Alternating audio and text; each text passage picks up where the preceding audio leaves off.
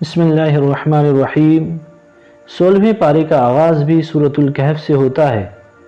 15ویں پارے کے آخر میں حضرت موسیٰ علیہ السلام کی حضرت خضر علیہ السلام سے ملاقات کا ذکر ہوا تھا۔ حضرت موسیٰ علیہ السلام حضرت خضر علیہ السلام کی جانب سے کشتی میں سوراخ کرنے اور پھر ایک بچے کو قتل کر دینے کے عمل پر بالکل مطمئن نہ تھے، اس لیے انہوں نے اس پر اعتراض کیا۔ حضرت خضر علیہ السلام نے حضرت موسیٰ علیہ السلام کو کہا کہ کیا میں نے آپ کو نہیں کہا تھا کہ آپ میرے ساتھ صبر نہیں کر سکتے؟ حضرت موسیٰ علیہ السلام نے فیصلہ کن انداز میں جواب دیتے ہوئے کہا کہ اگر اب میں نے کوئی سوال کیا تو آپ مجھے اپنے سے علیحدہ کر دیجیے گا، اس لیے کہ اب مزید سوال کرنے کا کوئی جواز نہیں رہا۔ حضرت خضر اور حضرت موسیٰ اکٹھے آگے بڑھتے ہیں، حتیٰ کہ ایک بستی میں جا پہنچتے ہیں۔ بستی کے لوگ بڑے بے مروت تھے، انہوں نے ان سے کھانا مانگا، مگر بستی والوں نے دو معزز مہمانوں کی کوئی خاطر تواضع نہ کی۔ اسی بستی میں ایک جگہ ایک دیوار گرنے والی تھی۔ حضرت خضر اس دیوار کی مرمت شروع کر دیتے ہیں۔ جب دیوار کی مرمت مکمل ہو گئی اور حضرت خضر علیہ السلام وہاں سے چلنے کا ارادہ کیا تو حضرت موسیٰ علیہ السلام نے ان سے کہا کہ اگر آپ چاہتے تو اس کا معاوضہ وصول کر سکتے تھے، اس سے ہم اپنا کھانا کھا لیتے۔ حضرت خضر علیہ السلام نے کہا کہ اب میرے اور آپ کے درمیان جدائی کا وقت آ پہنچا ہے، لیکن پہلے میں آپ کو ان تمام کاموں کی تعبیر سے آگاہ کرنا چاہتا ہوں جن پر آپ صبر نہیں کر سکے۔ حضرت خضر نے حضرت موسیٰ علیہ السلام کو بتلایا کہ کشتی میں میرے سوراخ کرنے کا سبب یہ تھا کہ جس ساحل پر جا کر کشتی رکنی تھی وہاں پر ایک جابر بادشاہ کی حکومت تھی جو ہر بے عیب کشتی پر جبراً قبضہ کر لیتا ہے۔ میں نے اس کشتی میں سوراخ کر دیا تھا کہ کشتی کے مسکین مالک بادشاہ کے ظلم سے بچ جائیں۔ جس بچے کو میں نے قتل کیا وہ بڑا ہو کر خود تو گنہگار بنتا ہی اپنے والدین کے ایمان کے لیے بھی خطرہ بننے والا تھا۔ اس بچے کی موت کے بعد اللہ تعالیٰ اس کے بدلے اس کے والدین کو ایک نیک اور صالح بچہ عطا فرمائیں گے۔ جہاں تک تعلق ہے دیوار کی مرمت کا، تو وہ دیوار ایک ایسے گھر کی تھی جو بستی کے دو یتیم بچوں کی ملکیت ہے۔ ان کا باپ ایک نیک آدمی تھا اور اس دیوار کے نیچے ان کا خزانہ دفن تھا، اور خدائے کائنات چاہتا تھا کہ جب بچے جوان ہو جائیں تو پھر اپنے خزانے کو نکالیں۔ اگر دیوار گرنے سے خزانہ ظاہر ہو جاتا تو اسے بستی والے لوٹ لیتے، اور جو کچھ میں نے کیا اپنی مرضی سے نہیں بلکہ اللہ تعالیٰ کے حکم پر کیا۔ یہ واقعہ اس امر پر دلالت کرتا ہے کہ مکمل علم اللہ کی ذات کے پاس ہے، اور وہ جتنا کسی کو دینا چاہتا ہے عطا کر دیتا ہے۔ اگرچہ حضرت موسیٰ علیہ السلام اولو العزم رسول تھے، لیکن اللہ تعالیٰ نے بعض معاملات کا علم حضرت خضر علیہ السلام کو عطا فرمایا تھا جن سے حضرت موسیٰ علیہ السلام واقف نہ تھے۔ اس کے بعد سورہ کہف میں جناب ذوالقرنین اور یاجوج و ماجوج کا قصہ بیان ہوا ہے کہ ذوالقرنین نے یاجوج ماجوج سے بچاؤ کے لیے پگھلے ہوئے تانبے اور لوہے سے ایک مضبوط حفاظتی دیوار بنا دی۔ سورہ کہف میں اللہ تعالیٰ نے اپنی توانائیوں کو دنیا کی زیب و زینت کے لیے وقف اور صرف کرنے والے لوگوں کے اعمال کو بدترین اعمال قرار دیا، اور فرمایا کہ وہ گمان کرتے ہیں کہ بہترین کاموں میں مشغول ہیں۔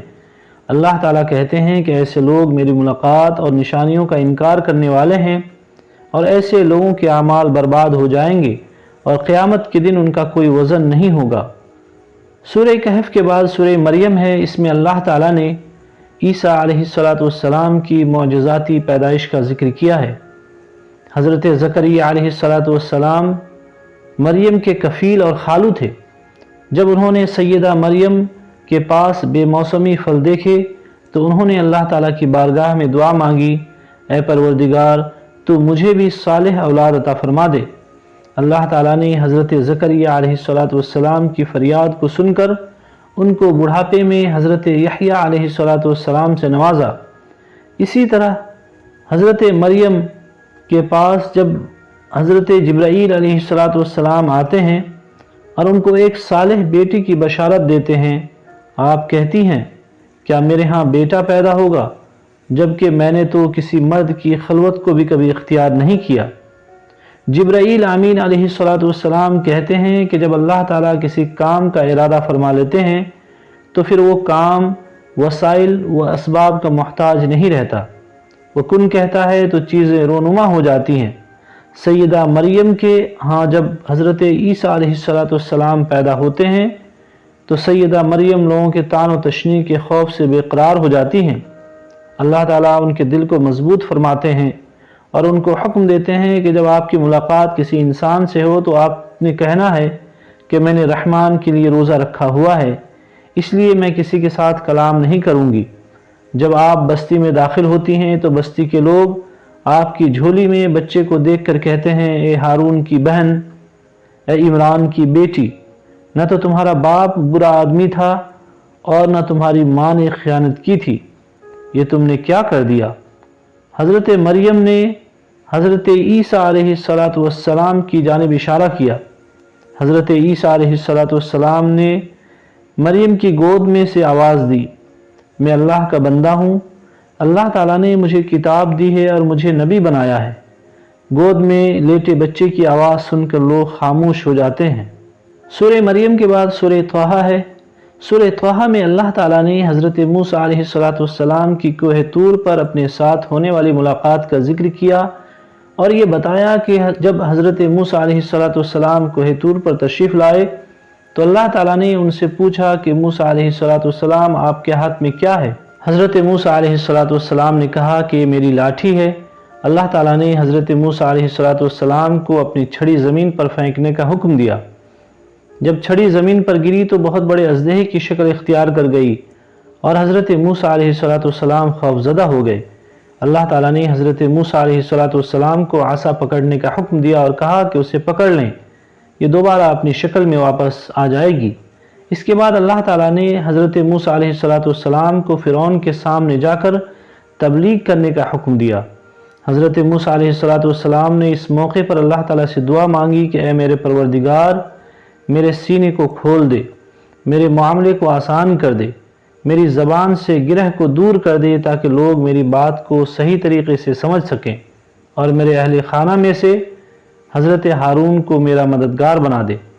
अल्लाह ताला ने हज़रत मूसा अलैहिस्सलाम की दुआ को सुन लिया और हज़रत हारून अलैहिस्सलाम को आपका नाइब बना दिया। आप दरबार फ़िरौन में आए तो फ़िरौन ने अपनी कौम की हिमायत हासिल करने के लिए आपसे सवाल किया कि मेरी कौम के वो लोग जो हमसे पहले मर चुके हैं, आप उनके बारे में क्या कहते हैं। हज़रत मूसा अलैहिस्सलाम का जहन इल्म व हिकमत से पुर था।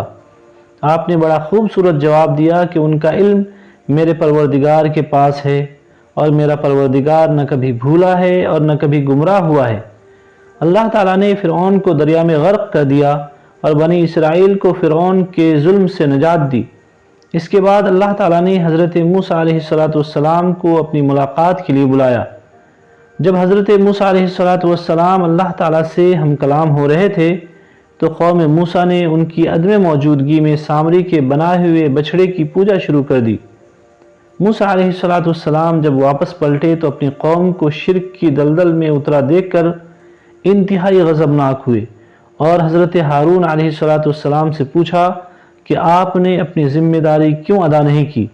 हज़रत हारून अलैहिस्सलाम ने कहा कि मैंने उन पर सख्ती इसलिए नहीं की कहीं ये लोग मुंतशिर न हो जाएं। हज़रत मूसा अलैहिस्सलाम का गुस्सा ठंडा हुआ तो उन्होंने सामरी के बनाए हुए बछड़े को आग लगाकर उसकी राख को समंदर में बहा दिया और उस झूठे माबूद की बेबसी और बेवक़ाती को बनी इसराइल पर साबित कर दिया। अल्लाह ताला से दुआ है कि वह हमें कुरान मजीद में मज़कूर वाक़यात को समझने और उन पर अमल पैरा होने की तौफ़ीक़ दे। आमीन।